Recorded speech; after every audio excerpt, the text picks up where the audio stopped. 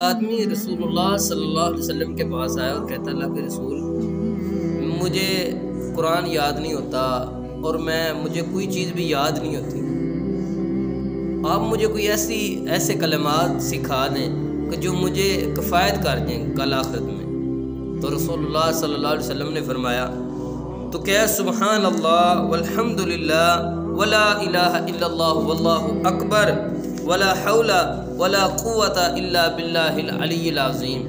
تو اللہ کے رسول صلی اللہ علیہ وسلم نے جب یہ کلمات کہے تو وہ جو بندہ ہے نا اس نے ایسے ہاتھ کو کیا، کہا اللہ کے رسول یہ تو اللہ کے لیے ہے، میرے لیے بھی بتا دیں، میں کیا پڑھتا رہوں، اپنے لیے کیا پڑھوں؟ تو رسول اللہ صلی اللہ علیہ وسلم نے فرمایا پڑھ اللہم اغفر لی وارحمنی واہدنی واجبرنی وعافنی وارزقنی ورفانی۔ یہ وظیفہ تمہارے لیے ہے، اللہ مجھے عافیت دے دے، اللہ مجھے رزق دے دے، اللہ مجھے معاف کر دے۔ رسول اللہ صلی اللہ علیہ وسلم نے فرمایا اس آدمی نے دونوں ہاتھوں کو بند کیا اور اٹھ کے چلا گیا۔ تو رسول اللہ صلی اللہ علیہ وسلم نے فرمایا میرے صحابہ اس بندے کے اللہ تعالیٰ نے دونوں ہاتھوں کو خیر سے بھر دیا۔